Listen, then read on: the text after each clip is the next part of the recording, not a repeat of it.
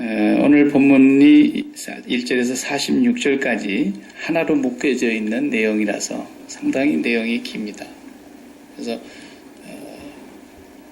한 절 한 절을 곰곰이 묵상하고 읽어보면은 정말로 전할 말씀이 많은데 하나만 얘기하고 원론적으로 제일 중요한 말씀 하나만 말씀을 전하도록 하겠습니다.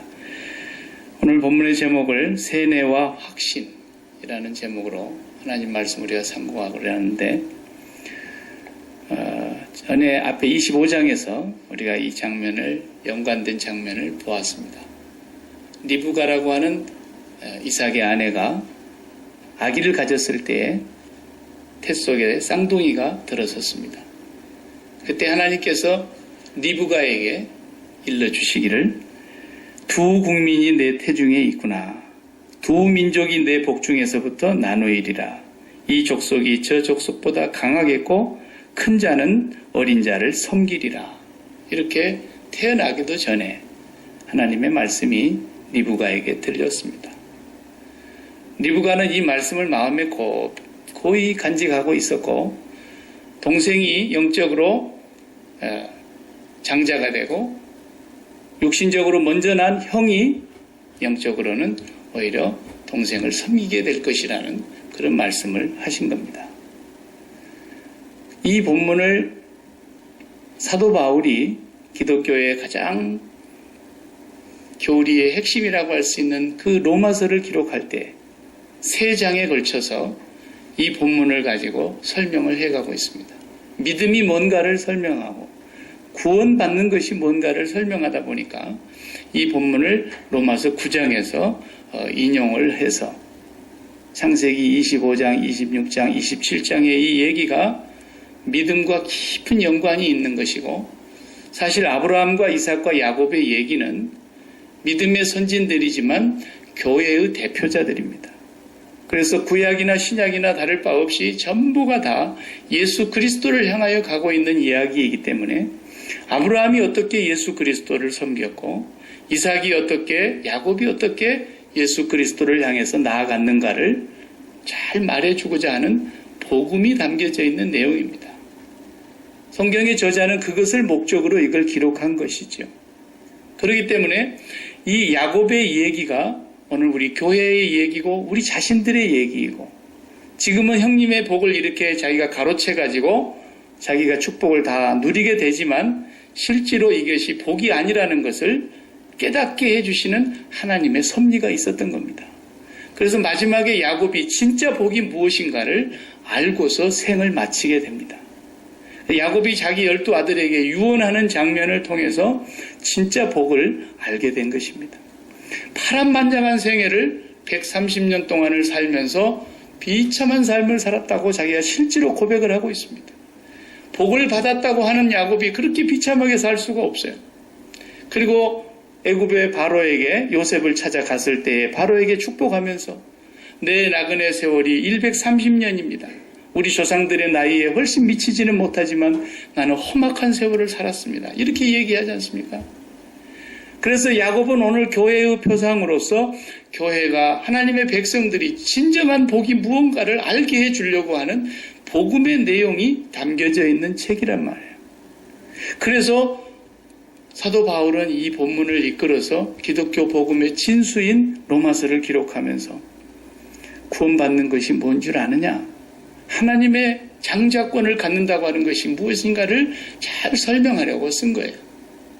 로마서의 그 중에 한 대목을 제가 읽어보면은 약속의 말씀은 이것이니 명년 이때에 내가 내게 이르리니 사라에게 아들이 있으리라 하심이라.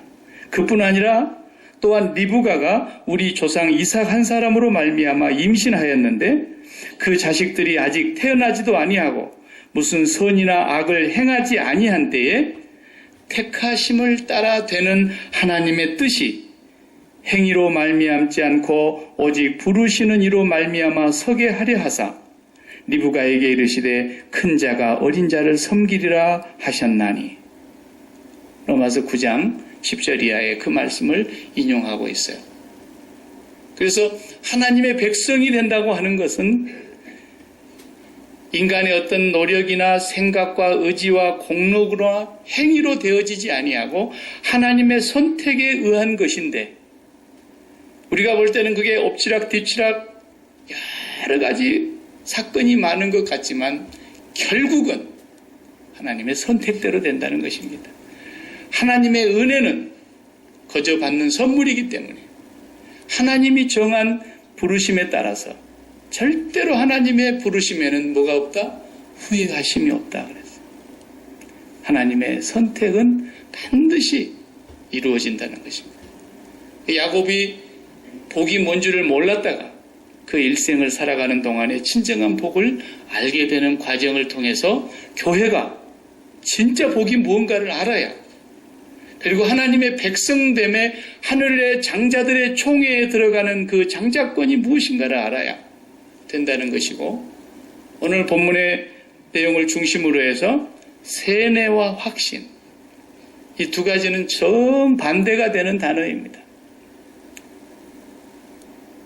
확신은 뭔가를 내가 분명하게 알고 있고 또 그것이 절대적으로 맞다고 하는 자기의 분명한 신념입니다. 그런데 확신의 반대는 의심이어야 되겠죠. 근데 의심이 아니고 확신의 반대는 쇠뇌입니다. 쇠뇌. 영적으로 볼 때. 구원받지 못한 사람들이 자기가 구원받았다고 쇠뇌당하고 있는 거예요. 이것처럼 마귀가 강교하게 사용하는 것이 없어요. 그러니까 하나님의 백성으로 구원을 받은 사람이, 한 사람은 세뇌를 당하고 한 사람은 진정한 확신 가운데서 구원이 확증되는 사람이 있다는 것입니다. 오늘 본문을 보면 이삭은 그래도 육신적으로 에서를 큰아들로 생각을 했어요. 그래서 자기가 언제 죽을지 모르니까 나이가 많아지자 에서를 불렀습니다. 본문의 2절부터서 그 얘기죠. 이삭이 가로되 이제 내가 늙어 어느 날 죽을는지 알지 못하노니 그런즉 너는 네 기구 곧 전통과 활을 가지고 들에 가서 나를 위하여 사냥하여 나의 즐기는 별미를 만들어 내게로 가져다가 먹게 하여 나로 죽기 전에 내 마음껏 너에게 축복하게 하라. 이제 마지막 하늘의 장자들에게 속한 장자권의 축복을 에서에게 주려고 그랬단 말입니다. 그 얘기를 엿듣고 있던 아내 리브가가 좋아서 활과 화살을 들고 사냥으로 나가는 에서의 뒷모습을 보면서 야곱을 불렀어요. 야곱아, 네 아버지가 이렇게 말씀하신다. 자초지정을 설명한 후에 빨리 가서 염소 새끼 좋은 거 2마리 가져오너라. 내가 잘 요리해서 너희 아버지가 드실 수 있도록 별미를 만들어 드릴 테니까 네가 가서 아버지에게 그것을 대신 전달해서 에서를 축복하려고 하는 그 축복을 네가 받아라. 리브가는 야곱이 장자가 될 걸 알고 있었던 어머니죠. 어머니, 나는 털도 없이 매끈매끈한 몸을 갖고 있고 형은 털이 북실북실 이래갖고 진짜 염소같이 생겼는데 들어가다가 잡히면 나는 어떻게 하면 됩니까? 내가 축복은 고사하고 저주를 받으면 어떻게 하려고 그럽니까? 내가 다 생각이 있으니까 네가 저주받게 된다면 그 저주는 나한테로 돌리고 너는 내가 시키는 대로 해라. 그래서 그 염소를 요리해가지고 염소 가죽을 야곱이 팔에 칭칭 감고 옷으로 완전히 위장을 하고 그 다음에 에서의 옷을 그 위에다가 덧입히고 에서의 냄새가 나게 하고 그리고 아버지에게로 들어가지 않습니까? 아버지가 왜 이렇게 빨리 잡았느냐 하니까 오늘은 정말 내가 운이 좋았는지 하나님께서 은혜를 주셔서 좋은 사냥감을 잡았습니다. 그래가지고 에서 흉내내고 들어가지 않습니까? 이리 와봐라. 눈이 안 보이니까 만져나 봐야 되겠잖아요. 만져보니까 털이 복실이란 말이에요. 아, 목소리는 야곱인데 몸뚱아리는 에서로구나. 가슴이 콩만 했을 거야. 그리고 축복을 합니다. 그 장자권의 축복을 다 했어요. 그리고 아버지가 잘 잡수시고 그리고 야곱은 빠져나왔습니다. 이 사실을 꿈에도 모른 에서는 오늘사 말고 사냥이 잘 돼가지고 얼른 잡아서 아버지에게 대접하려고 요리해가지고 들어갔습니다. 아버지, 제가 왔습니다. 네가 누구냐? 에서입니다. 이 말을 들으니 이삭이 부들부들 떨었다 그랬어요. 야, 이 동생이 네 복을 다 가로채구나. 에서가 통곡하면서 아버지 그래도 나한테 축복을 남겨둔 거 있지 않겠습니까? 축복해달라고 대성통곡을 하면서 요구를 하는데도 축복해 줄 것은 없고 39절 이하에 보면은 네가 동생을 섬겨야 될 것이다. 이 말만 하고 끝나는 거예요.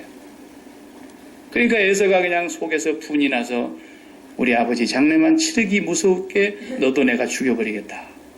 야곱을 죽여버린다 그러니까 어머니는 한날에 두 아들을 다 잃게 생겼잖아요. 그래서 외삼촌 집으로 자기 오라버니 집으로 야곱을 보내게 됩니다. 형이 노가 풀리면 내가 다시 부를 테니까 잠깐 노가 풀릴 때까지만 가 피해 있어라. 그러던 세월이 20년이 지나버렸어요. 파란만장한 생을 살았어요.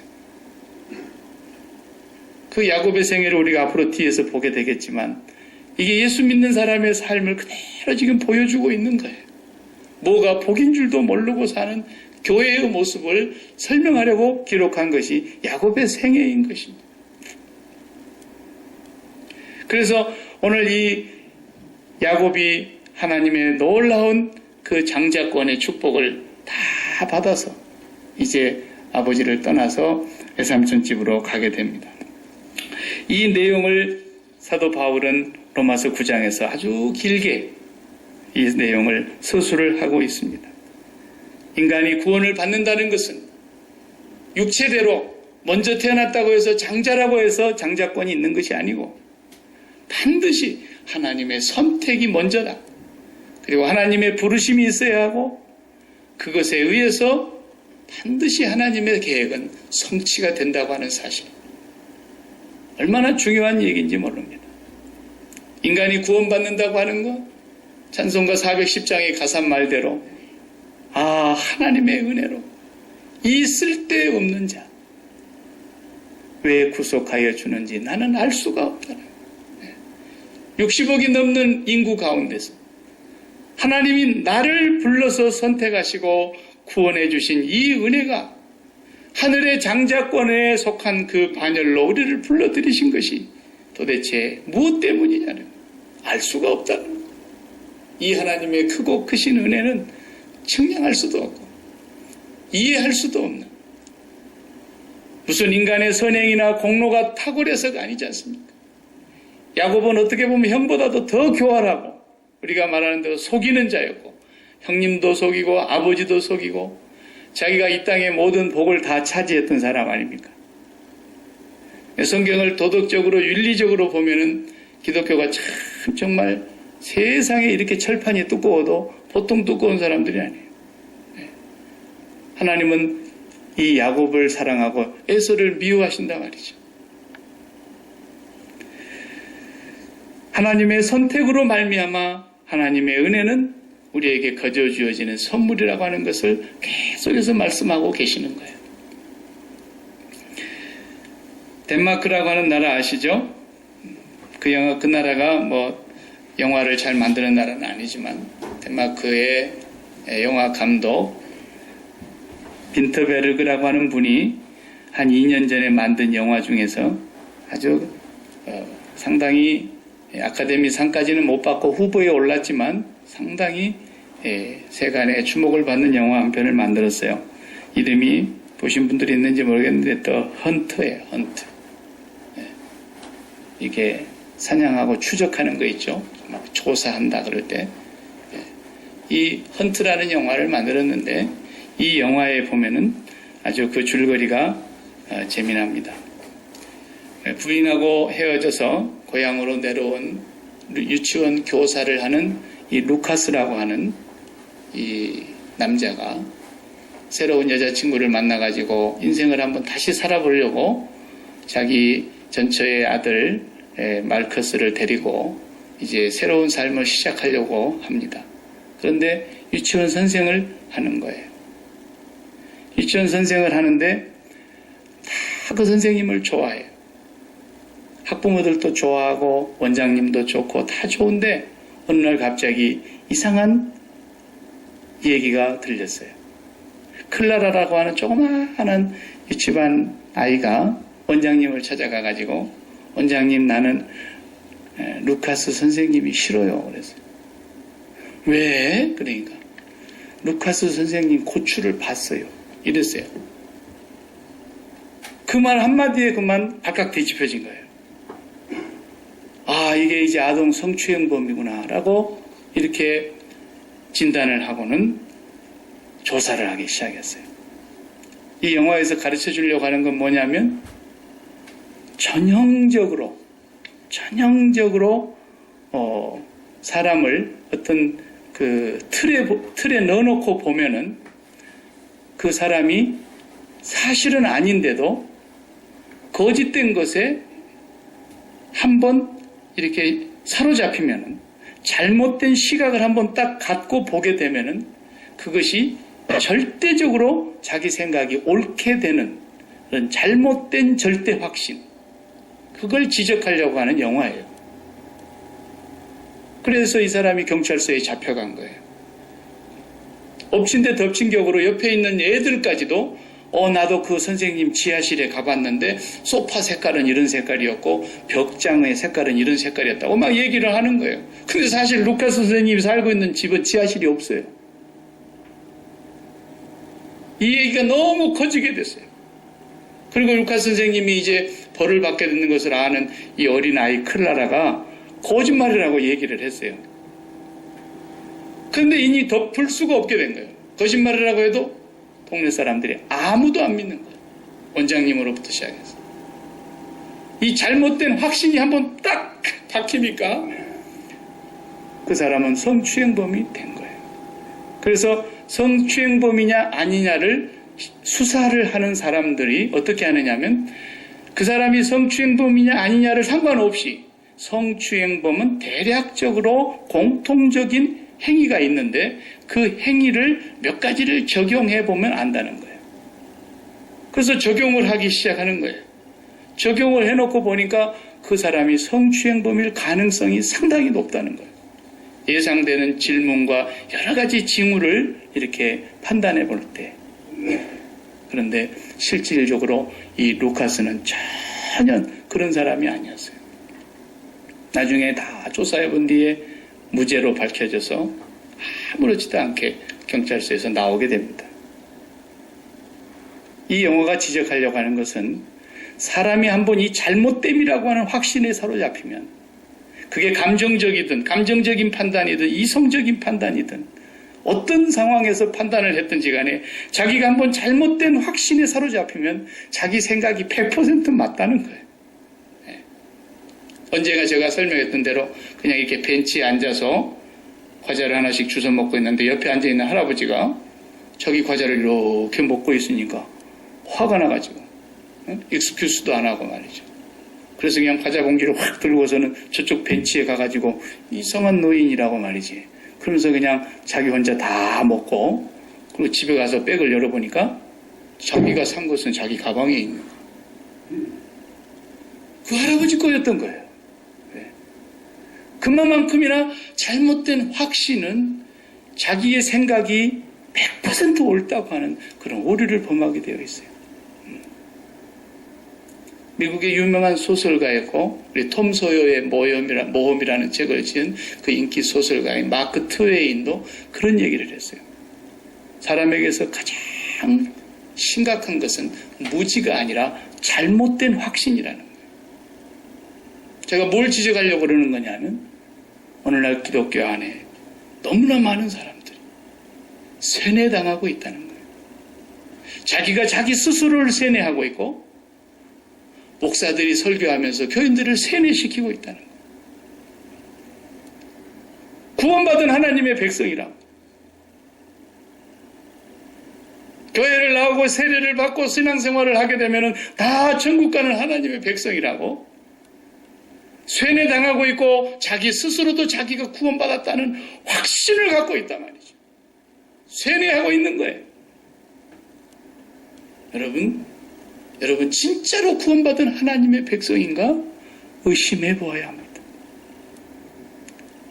구원의 확신을 의심하시기 바랍니다.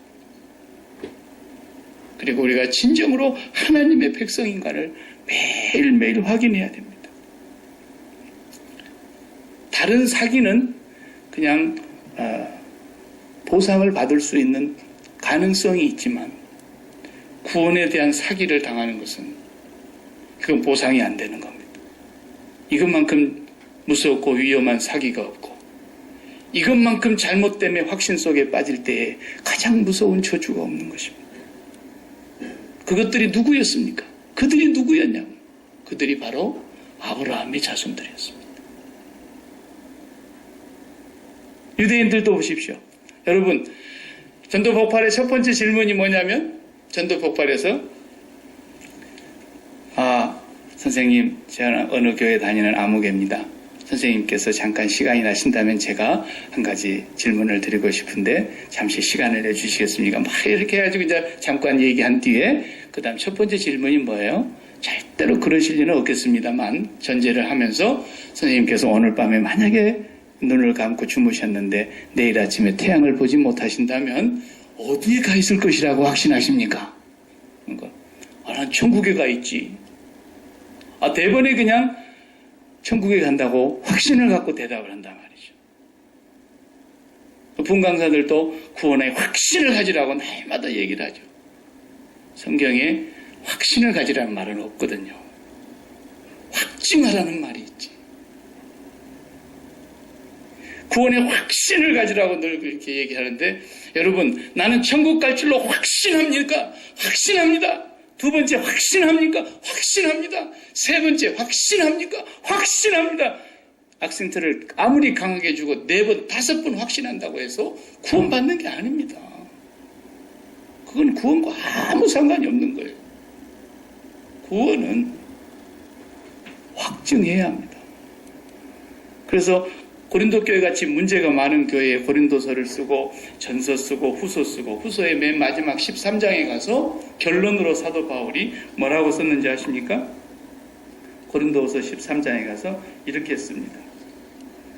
너희는 13장 5절입니다. 너희는 믿음 안에 있는가 너희 자신을 테스트해보고 너희 자신을 확증하라. 예수 그리스도께서 너희 안에 계신 줄을 너희가 스스로 알지 못하느냐? 그렇지 않으면 너희는 버림받은 자니라. 이렇게 이게 고린도 교회 전후서의 결론이에요. 네가 정말로 믿음 안에 있는가 네 자신을 테스트해보고 시험해보고 네가 그리스도 안에 있는 사람인가 믿음을 확증해라 그랬어요. 확신하라는 말이 아니에요.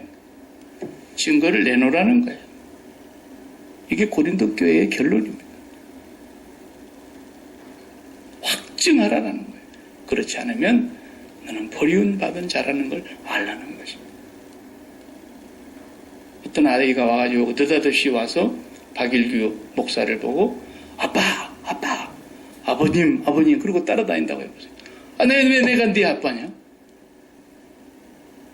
다짜고짜 제 아들이라고 달라들면 어떡합니까? 우리 집사람한테 할 말이 없잖아요. 그래, 좋아. 네가 내 아들이라는 걸 확증해봐. 아니, 나는 아빠가 내 아빠라는 걸 확신합니다. 무슨 소리야? 확증해보라니까. 아니, 나는 확신한다니까요. 말이 안 되는 거예요. 내가 아무리 확신을 가져도 구원과는 상관이 없어요. 확증해야 돼요. 그래서 그 녀석을 끌고 병원에를 가봐야 되는 거예요. 오늘 같으면 네가 나 유전인자가 맞는가 한번 가서 검사해보자. 그리고 확증해야 되는 거예요. 그리스도께서 너희 안에 계시지 않는다면 너희는 버리운 자라는 거예요. 이게 얼마나 무서운 얘기인지 아십니까? 믿음이 뭡니까? 믿음은 우리 마음의 처소, 우리 마음의 주소가 어디냐라는 걸 말하는 것이라고 제가 수차례 얘기했죠. 믿음은 우리 마음의 정거장이 어디냐라는 거예요. 우리 마음의 종착역이 어디라는 거예요. 우리 마음의 처소가 어디냐는 거예요. 너희 마음 안에 그리스도가 계신가 너희 자신이 확정해보라는 거예요. 그렇지 않다면 버림받은 자니까. 여러분, 우리 마음의 처소, 우리 마음의 종착역, 우리 마음의 최종 목적지, 바뀔 수 없는 우리 마음의 주소가 어디냐라는 거예요. 그것이 무엇과 관련이 있느냐? 내 마음의 소원과 관련이 있는 거예요. 내 마음의 주소는 내 마음의 소원과 같은 것이에요. 내 마음에 강렬한 소원이 있어요. 그 소원, 그 자리가 바로 내 마음의 주소라니까요. 내 마음의 거처예요. 내 마음의 종착역인 거예요. 내 마음의 주소가 예수 그리스도가 아니면 곤란하다는 얘기. 지금은 내 마음이 예수 그리스도에게 아주 종착역에 내가 다다라지는 못한 것 같지만 내 마음의 강렬한 소원만이라도 주여, 내 마음의 소원은 하나님 아버지이며 예수 그리스도이며 아버지가 계신 하늘나라입니다. 이것이 내 마음의 진정한 소원이라도 된다면 할렐루야죠. 그렇지 않고 아직도 내 마음의 소원이 이 세상에 있다면 버리움받은 자가 아닌가, 하나님과 너무 동떨어져 있는 자가 아닌가, 네 자신을 확증해보라는 거예요. 네 믿음을 시험해보라는 거예요. 성경은 이것을 지금 말씀하고 있는 것입니다. 우리 마음속에 하나님의 나라가 제1의 현실이 되어야 되고, 예수 그리스도와 그의 아버지 독생자를 보내신 하나님 아버지가 내 마음에 제1의 현실이 되어 있지 않으면서도 입술로는 확신한다고 맨날 그러면은 어떤 녀석이 나보고 와서 당신이 내 아빠라고 확신이 든다고 하는 얘기와 같다니까요. 그래서 우리 기독교를 창시했다고 할 수 있는 칼빈이 신학사상을 총망라해서 만든 그 칼빈의 신학사상들이 총정리된 것이 웨스트민스터 신앙고백이에요. 그 웨스트민스터 신앙고백의 제18장 1절을 보면은 은혜와 구원의 확신 문제를 다루고 있어요. 칼빈이 이것을 정리하면서 제일 중요하게 여겼던 게 뭐냐면 잘못된 확신이에요. 이렇게 썼어요. 위선자들과 중생하지 못한 사람들은 마치 하나님의 총애를 받고 있으며 구원의 상태에 있기나 한 것처럼 거짓된 소망과 육적인 오만에 빠져서 허망하게도 스스로를 속이고 있다.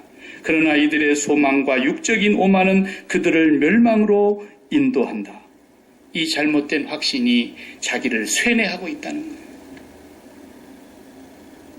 이 잘못된 확신 속에 완전히 쇠뇌당하고 있는 사람들이 바로 우리가 아브라함의 자손인데 무슨 소리 하고 있느냐 라고 예수님을 십자가에 못 박아 죽였던 그 잘못된 철저한 확신 속에 있었던 유대인들이 다 저주받았지 않습니까?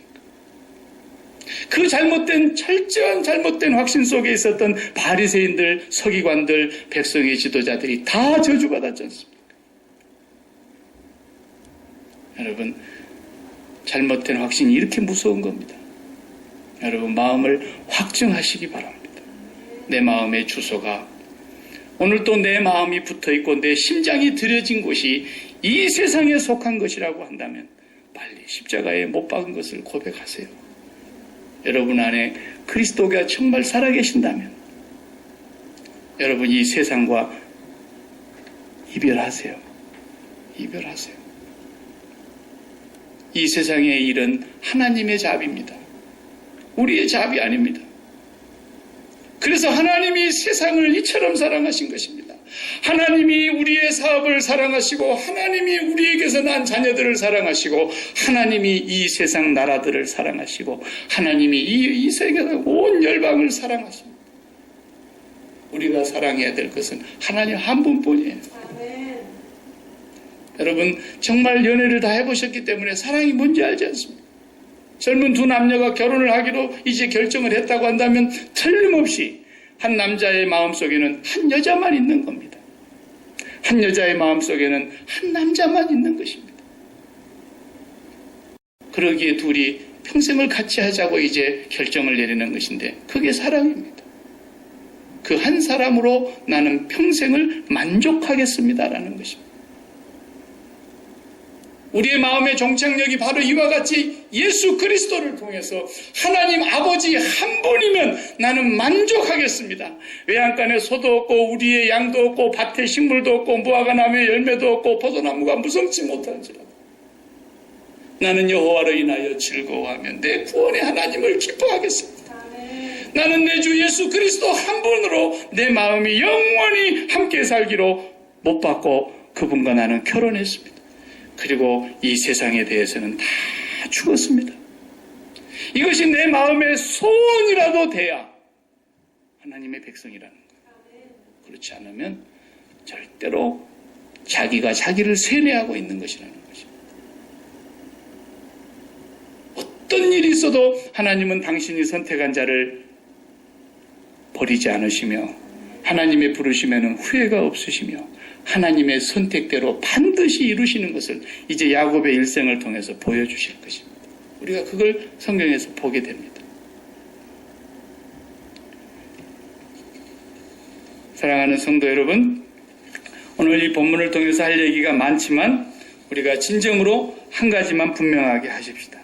오직 여러분 마음속에 하나님 한 분으로 이제는 기뻐하고 만족하고 나는 하나님 한 분으로 행복을 누리며 살겠다고 마음으로 여러분들이 결단하고 그것이 여러분의 마음의 진정한 소원이 되고 그 지점이 여러분이 마지막 종착역이라고 하는 것을 날마다 잊지 않으면서 하나님 앞에 더 가까이 나아가기를 원해서 오늘 또 우리는 이 세상을 향하여 죽은 자인 것을 확인하기 위해서 그리스도와 연합되어 죽은 자인 걸 확인하기 위해서 그분의 살과 피를 먹고 마시면서 우리가 우리의 죽음을 확인하고 있는 것입니다.